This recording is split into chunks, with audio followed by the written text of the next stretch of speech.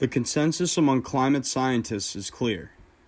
The burning of fossil fuels and other carbon-emitting practices has a direct link to the rise in Earth's average temperature since the Industrial Revolution.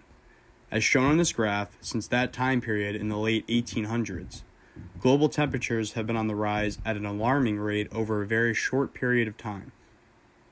The International Panel on Climate Change released a report in 2018 which warned that if we do not change our ways of harvesting energy quickly, it will have profound impacts on Earth's environment and ecosystems in the future.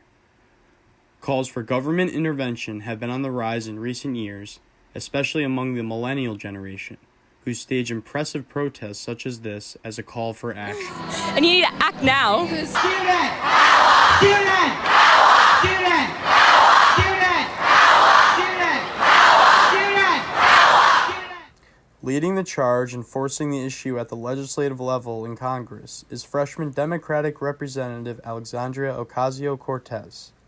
House Resolution 109, tagged the Green New Deal, is Representative Ocasio-Cortez's massive proposal that calls for huge overhaul in many sectors in an effort to combat the impending consequences of climate change as well as tackle several issues at the societal level. The resolution has gained traction, with 91 of her colleagues in the House signing on, as well as top Democratic presidential candidates declaring their support for the proposal as well, with figures such as Bernie Sanders, Kamala Harris, and Cory Booker backing the deal in the Senate. The resolution has received backlash from critics claiming that it would be detrimental to the American economy. However, if we wish to truly battle this beast called climate change, we must act now. The Green New Deal also advocates for societal change because social justice is rooted in environmental justice. Calls for modernization in things such as healthcare and transportation are included in her proposal, which seek to provide all citizens with a basic modern standard of living. This discussion aims to show what is included in the Green New Deal and how its main points illustrate what needs to be accomplished in regard to our climate today. On top of this, we will explore a few different criticisms that have recently developed in response to Ms. Ocasio-Cortez's deal and do our best to deconstruct them and prove that they do not hold water. The Green New Deal has very strong implications to help benefit the environment. It is labeled out a 10-year plan to help lower the overall temperature 2 degrees centigrade. The plan of action involves many factors which include lowering greenhouse gas emissions, a movement to 100% clean renewable energy, and an end to the environmental damaging energy extraction methods. A major factor of the Green New Deal is becoming carbon neutral. To combat this, our Green New Deal has focused on agriculture and manufacturing and how their emissions hurt the environment. Factories use lots of coal and natural gas, which gives off lots of CO2 emissions. And to combat that, the plan is to expand the use of clean renewable energy, for example, the use of wind turbines and solar panels. Mass farming also plays a large role in the CO2 emission problem in the atmosphere. Beef and poultry are two of the biggest factors in greenhouse gas emissions within the agriculture realm, making up over 50% of emissions. This is due to mass farming. To combat that, Alexandria Ocasio-Cortez wants to meet with farmers to create a clean greenhouse gas-free agriculture system, which emphasizes the movement to small, independent farming. This will call for a smaller percentage of beef and poultry consumption in the United States. Another factor of the Green New Deal is transitioning to the use of 100% clean and renewable energy sources. The movement to 100% clean and renewable energy sources includes the stopping of natural gas and the reallocation of funding to renewable energy. Currently, natural gas takes up about 31% of all energy use, and coal takes up another 30% of all energy used in the United States. Neither of these are quite reliable and affordable. Our Green New Deal wants to bring a halt to that use and move towards use of the smart grid, which would create a more reliable and affordable energy grid that will be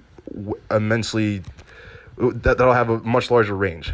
And lastly, to try to bring climate change to an end by 2030, the Green New Deal plans to ban harmful ways of extraction. This includes fracking, offshore oil drilling, uranium mines, and gas pipelines. Major backlash of the Green New Deal is the cost of it all. Groups like the AAF are claiming that this deal is going to cost $90 trillion, which just isn't true. In a study done by the Daily KOS, they found that $80 trillion of those $90 trillion is in environmental sustainability costs would come from the cost of making jobs. But that's highly inaccurate because most of these jobs were double counting, meaning that these same jobs would be created through other sections of the Green New Deal as well, and they're just being counted twice. Many people feel that the movement to cleaner energy will shrink the economy as well when the case is quite the opposite. In a study done by the NCA, they found that climate change is actually shrinking the economy and calling for a reduction in the job market. At the rate at which climate change is hurting the economy, it is supposed to shrink 10% by the year 2100. Climate change is a major issue that hurts not only the environment but the economy much more than putting an end to it will. And the Green New Deal is the perfect call to action needed to save us from the dire situation that we're in. With ambitious moves like the ones the Green New Deal put forth, a hefty price tag is expected.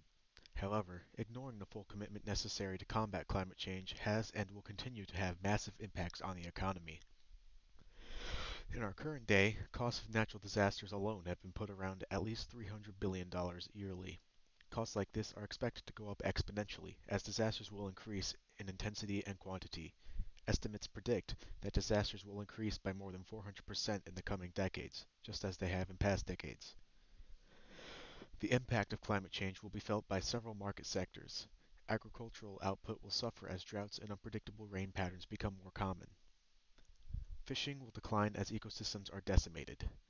Insurance will become more costly as companies have to address more grievances. Energy will become more expensive. Tourism and recreation will be limited as attractions lose their appeal and activities centered around weather, like skiing, become less available.